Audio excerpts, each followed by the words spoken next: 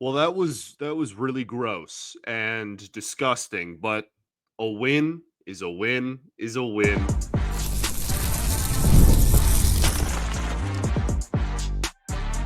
You are Locked On Tigers, your daily Detroit Tigers podcast. Part of the Locked On Podcast Network, your team every day. What is up, everybody? Welcome back to another edition of Locked On Tigers. I'm, of course, your host, Scott Bentley. Today is Thursday, June 5th, 2025. Thank you so much for making Locked On Tigers your first listen every single day. We are free and available wherever you get your podcasts, including YouTube, part of the Locked On Podcast Network, your team every day. Today's episode is brought to you by FanDuel. Right now, new customers can get $200 in bonus bets when your first $5 bet wins. Welcome in. Welcome on. Happy Thursday, everybody. We are going to talk today about the 5-4 victory over the Chicago White Sox on Wednesday evening that then bled into Thursday morning, and it's very late as I record this, but we ball. We're also going to talk about some off the field stuff, some injury, really just like crappy news, no other way to put it, in the minor leagues of the organization, and then as well as a development with Colt Keith and where he could land defensively, taking some reps at third base. So we'll kind of talk about the impact of that. But let's start off with this ball game. Gross. Absolutely gross. 5-4, if I didn't say that. The Tigers are now 41-22 on the season. Best record in baseball. Everything's good. You won the game. That's really the most important thing. But it started before the game even started, right? Like the rain delay. This game was supposed to start at 7:40 Eastern. Started around 9:15, 9:20 Eastern. Instead, ends up going really late. Just kind of like gross. There was a rainbow there for a little bit, and then it got back to being kind of gross and cold. Not a very clean ball game on the field by the players either, and I think that's partially probably reflected in said situation. But I'm just really happy to walk out of here with a win. I because we could be talking about how it was a gross night and a gross game and nothing went like super well, and they lost to the White Sox for the second game in a row. But instead, we're talking about how it was a kind of a sloppy game, not very well played by the Tigers, and yet they still walk out of there with a win. There are no bad wins. Okay. There are no bad wins. We will always take a win. We will never apologize for a win. But this one, if you watched the game, was not going to win you any awards. What went right? I want to start off with the bullpen, actually, because I think that they were, as a group, probably the biggest factor in this win, at least in my eyes. Will Vest had the relief performance of maybe the season. That's probably too dramatic. At the end of the day, it is still the White Sox, but that was absolutely needed. And they had a bullpen game in game two, right? So you had a bullpen game in game two. You had a guy who hasn't pitched a major league game in over 600 days in day three. This pen might just be gassed. And you really needed some innings out of the guys that were going to take the mound, which is why Brebbia pitched himself into trouble and didn't get pulled right away. It's why Will Vest went 2 innings of perfect baseball with 3 strikeouts. It's why Tyler Holton goes almost 2 innings as well. But this Will Vest performance was absolutely unbelievable. And I think, if there's one player you want to point to, it's really either Riley Greene or Will Vest in terms of, biggest reasons why Detroit was able to walk out of there with a victory. Tommy Kahnle was phenomenal in the ninth as well. 1 inning of perfect baseball, just threw a billion changeups and had a 1-2-3 inning like he always does.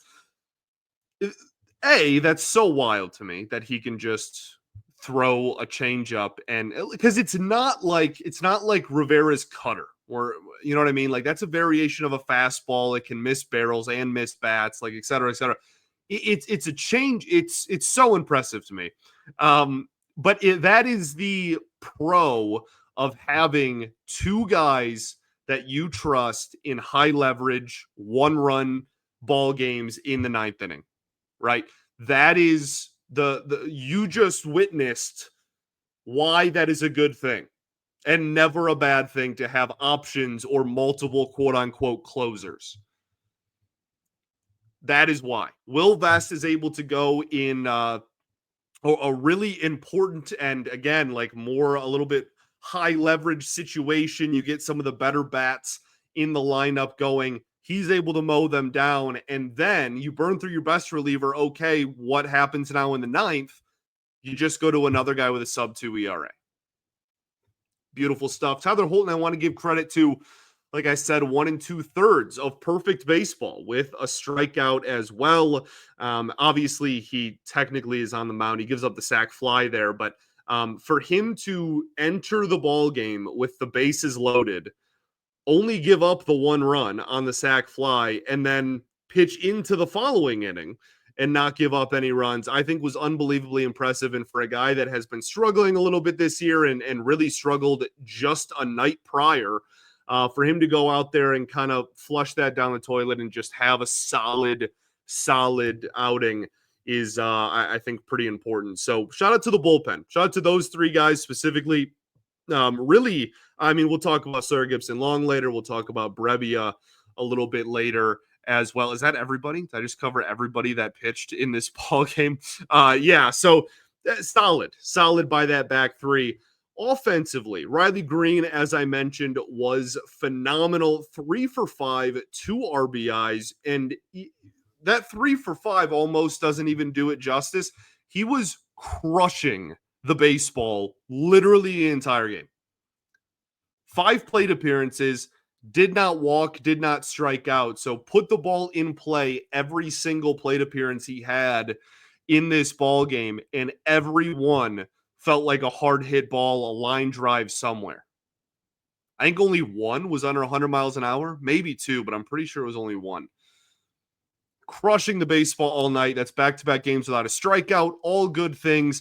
That curveball he had, I think that was on a full count. So I actually don't mind the swing there. That ball was at his ankles, but I don't mind the swing there because it is a full count. That's a tough situation to kind of judge. And if he's confident he can get the barrel on the ball, then go for it on a full count. And that's what happened. He just dropped the barrel right on the baseball, and he smoked it to right field. That at bat also, he got screwed out of, I want to say it was the second pitch of the at bat. Very clearly a ball below the kneecaps, and it got called for a strike. So he probably shouldn't have even been in that situation anyway. But alas, he is, and he takes advantage, has 2 RBIs on the night, as I stated. And then really, I mean, if you want to get super I don't know, general, easy, simple with it. Like the first inning, the offense for everybody in the first inning was fantastic. The Tigers send 9 batters to the plate in the first. What side are you on in the debate of what hitting around means? I want to know. I'm not going to share my opinion on this show either, because I'm genuinely curious in what people think. Are you the person that hitting around is all 9 batters go to the plate, or the person who starts the inning has to bat again for it to be hitting around? I'm curious because that's always been like a debate in the baseball community. Anyway, just a side note. But yeah, they send 9 hitters to the plate. And honestly, like obviously the first inning was fantastic. The rest of the ball game, when it comes to the offense, I actually don't think was like terrible. They didn't get results ultimately, and that's, it's a results-based business, but like I didn't think the at-bats were poor. They worked a lot of counts. They had a lot of deep fly ball outs, a lot. Colt Keith had one. Riley Greene, we already mentioned, was hitting the ball all night, ball hard all night. Dylan Dingler continues to hit the ball really well. Like they were hitting the ball. I mean, let me put it this way. Every single starter in this game got on base at least once. Like, these aren't statistics that I'm telling you that usually are accompanied by a one-run, like, squeak it out, barely win victory over one of the worst teams in baseball. So I think I'm not saying it was just like bad luck. That's not at all what I'm saying. I think they just didn't come through in certain situations. They couldn't really get any momentum rolling. And, a lot of hits with maybe 2 outs, or you get 2 runners on with 2 outs, and then you get out, like, just stuff like that.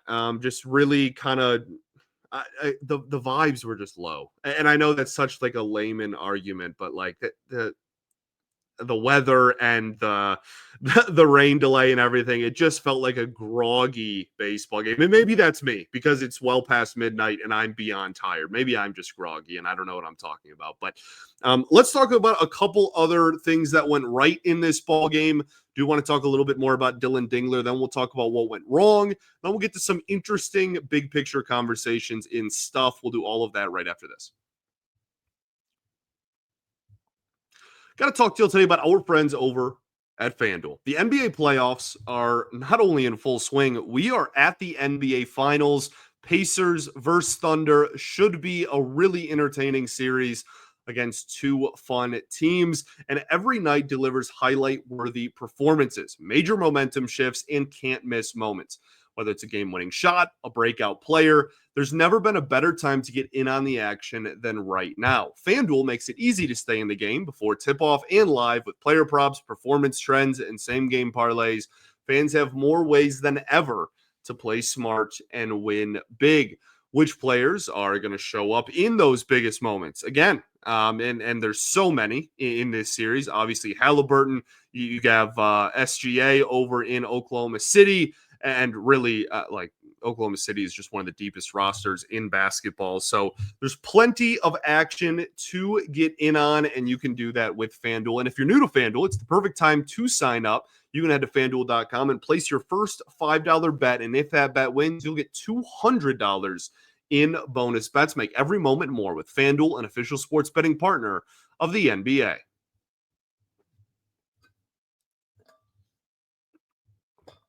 All right, everybody, welcome back here.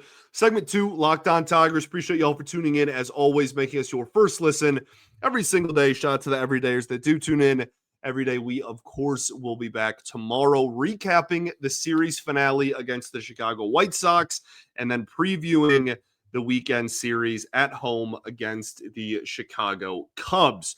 Today, though, we talk about this 5-4 victory over the White Sox.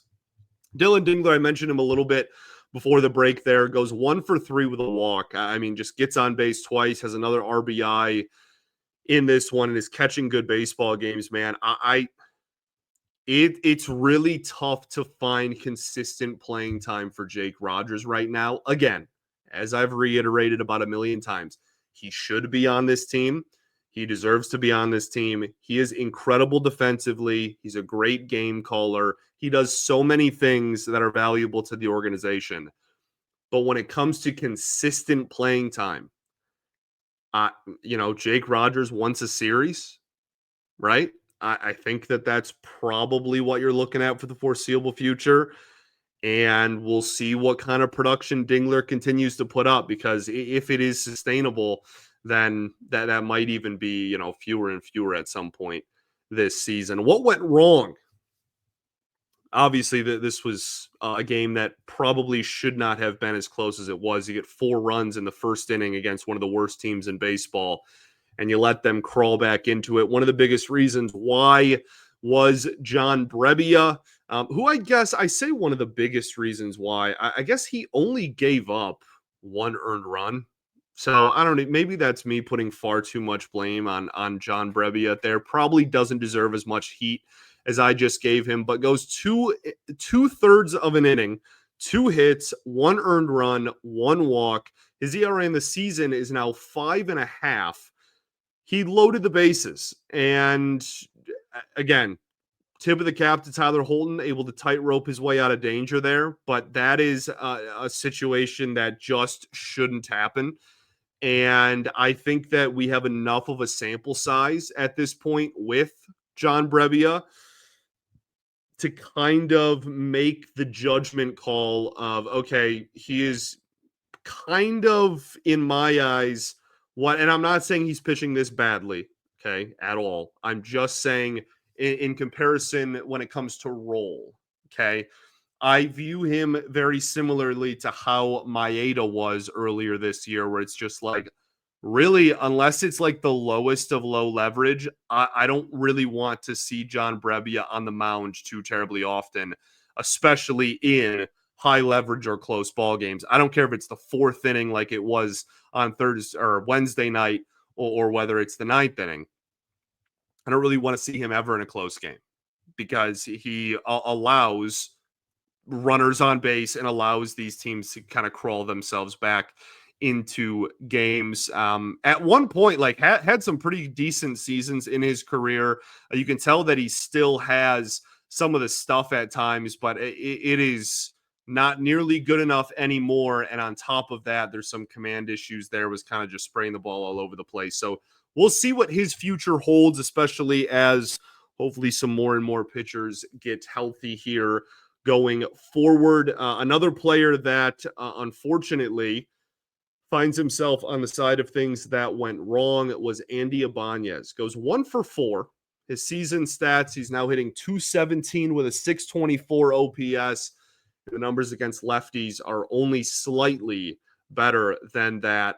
And the one hit he had was like a blooper that, wasn't like, oh, good contact, really good at bat there. Like, no, he went hacking, put his foot in the bucket like he always does, and just barely flicked a ball to right field, and it dropped. The issue I have here is not as much. Well, that's a lie. I was going to say it's not as much in his production. It is directly his production.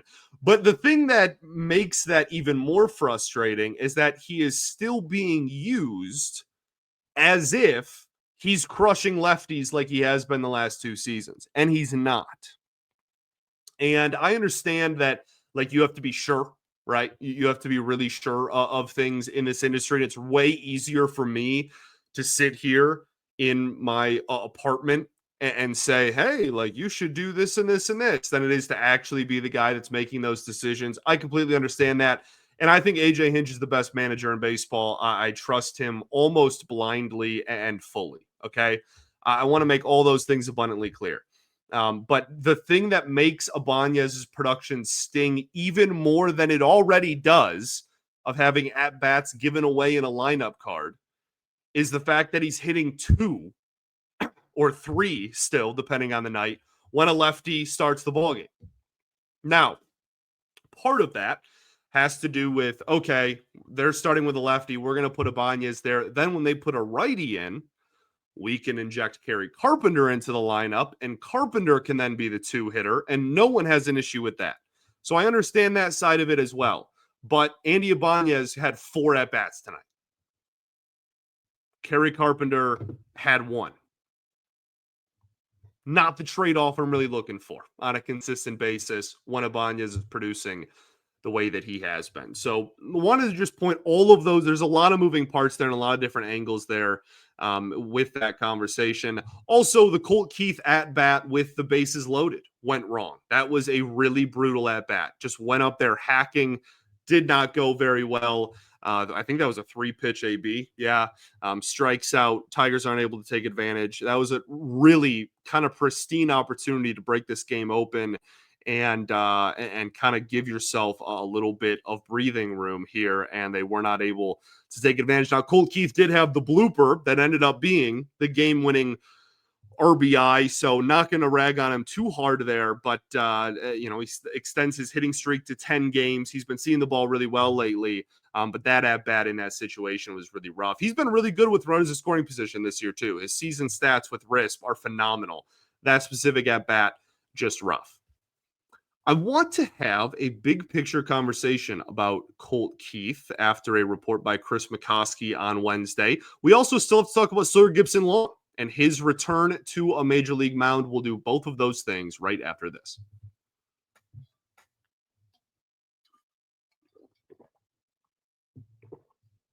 All right, everybody, welcome back here Third and final segment of Locked On Tigers. Appreciate y'all for tuning in. As always, let's talk about SGL, who made his return after over 600 days between major league starts here. He goes 3 2/3, 5 hits, 3 earned runs, 1 walk, 3 Ks.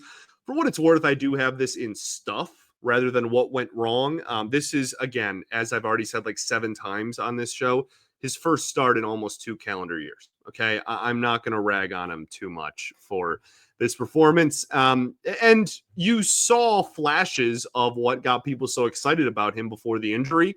And I think that ultimately this just came down to inefficiency and trying to just like knock the rust off. Like, I don't think he's a bad pitcher because of this outing. The stuff looked good is another thing that really kind of, I don't know, re-injects hope into the Sawyer Gibson-Long propaganda that I am all for.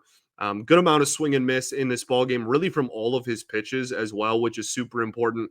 The fastball has really solid movement, really solid tail on it, which is awesome to see. But the changeup is as good as ever, and it has been ever since we traded for him. And it continues to be. That changeup was a really effective pitch when it was located well tonight, and it was arguably his best pitch, before the injury in September of 2023. So the breaking stuff I thought was good. He just had no command over it. He was spiking sliders into the ground all night. So that's just something, again, I think as rust continues to get knocked off here, that will kind of iron itself out. And another thing that will iron itself out is, he showed an ability to get strikes and get ahead in counts, but then couldn't finish batters off. He couldn't get outs with 2 strikes. He also couldn't get out of innings when he had 2 outs. Both of those were kind of reoccurring themes in this one. It kind of felt similar to the conversation we had in regards to Jackson Jobe last week, where it's like, okay, he has good stuff, but he's almost showing you all of his pitches to get to 2 strikes, and then the hitter has seen all of your pitches. And so it's a lot easier to foul something off and stay alive and work a count until you get something that you actually want, when you've already seen the kitchen sink in the first at bat of the game. So I think that kind of just was of a similar conversation there. But yeah, first start back, not going to take too much out of this one way or the other. Mostly, I'm just really excited that he is back out there. I'm really excited for him. I'm really excited for, his family. They did a lot of conversations with his mother back before he got hurt. I'm really excited for all of his support system. Just see him back out there, and hopefully he can then, build on this and shake the rust off. And I've used that analogy like 6 times, but do that and kind of get back to where we all thought he was kind of headed before the injury, which was on a steep upward trajectory. There was a lot of momentum surrounding, the excitement for Sawyer Gibson-Long at the end of 2023. So hopefully he can get back to that point. One thing I'm kind of concerned about for this final game, and it was pointed out by a lot of different people, I know Castellani was one of them, but it's just that, like, I am genuinely worried that the bullpen might be absolutely shot. They don't have an off day until, Monday, so you just got to get through the weekend, I guess. But they haven't had an off day since last week, and this is quick turnaround, very late night game Wednesday, day game on Thursday, bullpen game Tuesday, starter only goes 3 Wednesday. Like, the bullpen has been used a lot, and with this quick turnaround here from game 3 to 4, it does kind of worry me a little bit. But hopefully Casey Mize can give us some solid innings. It's also, how nice is it to have Parker Meadows back and able to, like, even on his nights off in the 9th inning of a close game, you just be like, okay, we're just going to send one of the best defensive center fielders in baseball out there as a defensive sub in the 9th. Like, that's just kind of a cool thing. Almost slipped and ate it there at the end of the game. So one of the things that I've already teased and talked about a couple of times this show that I do want to discuss a little bit here is the potential of Colt Keith playing third base. So this is something that for years, to be honest, but at a minimum, since he has broke into the major leagues, that I get asked all the time And I have comments all the time from people that are like, just move Colt Keith to third base. He played third base in the minor leagues. What's the issue? Move Colt to third. Move Colt to third. It makes a ton of sense. And I've talked about it a couple of times on air, but like that just wasn't in the cards. He was a third baseman. He had a really brutal shoulder injury, and the arm strength plummeted, and he was not able to be, in the eyes of the organization, like a solid enough third baseman after that injury to play there consistently. So they moved him to second. The Tigers had a hole really at the major league level at second base anyway, and there you go. And who cares? Then the plan was for him to go to first because they signed Gleyber Torres and Torkelson couldn't be trusted. Torkelson's hitting well now. I know, like lately, technically, whatever. He's fine. Still drawing walks. He's okay. But like, so now Torkelson, you kind of have to get in the lineup every night. Torres is only going to play second base. It would fix a lot of problems if Colt Keith could just play third. And Chris McCoskey of the Detroit News reported that, in fact, he was taking reps at third base. And when asked about that, AJ Hinch even straight up said before the game, you might see him at third base literally tonight if the situation dictates it. I don't know. I think he said, I don't know if he's ready or not. But like, if the situation calls for it, he's not afraid to put Keith in that situation and find out. So the biggest reason why I'm excited about this, well, I guess there's two. One is that until Matt Vierling is healthy, which who knows, we haven't gotten an update on that since he went back on the IL. He could be out for the year for all I know. I have no idea. Until Matt Vierling is healthy again, the bar of third base production that we are looking for is not the moon. Okay, like this is a team that is consistently throwing out like Andy Ibanez at third base, and we've already talked about his production so far this year. So if he can just be mediocre, he can even be a minus defender there. If he's hitting and is only like slightly minus, I think the organization takes that and runs.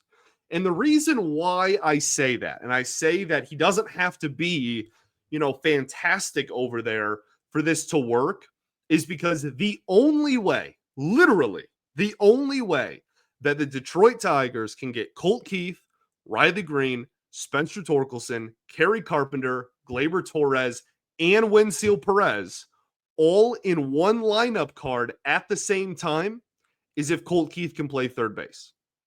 That is the only way that you can get all 1, 2, 3, 4, 5, 6 of those guys in your lineup at once. Literally the only way. So he doesn't have to be a Gold Glover over there. He just has to be good enough to justify that. We'll see what happens. I'm very intrigued by this. If it works out, I will be the happiest person on the planet, and I'm going to have a lot of leeway with it because, again, that is in the best interest of the Tigers for this to work out. But also, we kind of have to call it what it is. If he's not good over there, he's not good over there, and he's not going to be able to stick. So we'll see how that plays out going forward. But organizationally, injury-wise, Bryce Rayner dives back to first base, takes a brutal arm/shoulder injury. Not too much info on it at the time of this recording, but I am not optimistic. It does not look good, and I'm absolutely heartbroken. Hopefully he can get back out there. And then just a mere 24 hours later, Hao-Yu Lee is hit in the face with a pitch, laying on the ground, was able to walk off under his own power, thank goodness, but really scary situation where he was lying on the ground and wasn't moving a whole lot after that. So this organization just can't seem to catch too much of a break when it comes to the injury bug, and especially that's trickled over into the system, which is super frustrating. Wenceel Perez also gets hit, but in the kneecap area in this ball game on Wednesday night. He does stay in the game. He said after the game that his leg was super sore. So honestly, it wouldn't shock me if he had the day off, but I'm not expecting like an injured list stint. He was able to finish the ball game.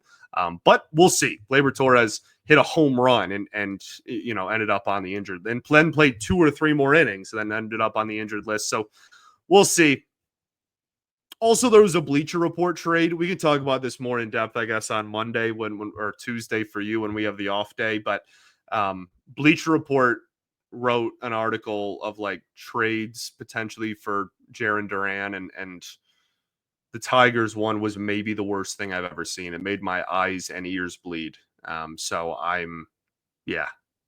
again, it was Job and Rayner for Jarren Duran. That's just absolutely atrocious. Game 4, Casey Mize versus Sean Burke. Burke's a guy that has decent stuff. I've said this about a lot of the White Sox pitchers. I feel like has decent stuff, but also just allows a lot of base runners. He is way too close for a major league starting pitcher in terms of like the amount of walks and strikeouts. His strikeout to walk ratio, not super different. Very low strikeout rate, very high walk rate. So hopefully the Tigers are able to take advantage of that. I think has an ERA a little bit over 4 this season. So we'll see. You have the pitching advantage. You have the hitting advantage. You have the bullpen advantage. This should be a win. Go take 3 of 4. Don't care if it's a gross, disgusting series. Get out of there. Come home. Play one of the best teams in baseball in the Cubs. And let's get back on track. I say get back on track. They won. Do not apologize for losses ever. Just focus on taking 3 of 4. Thanks for making Locked On Tigers your first listen every single day. Shout out to the everydayers that do tune in every day. And we will, of course, be back tomorrow recapping that day game against the White Sox. Peace and love. Going to therapy's dope, and I'll catch y'all then, baby. Go Tigers.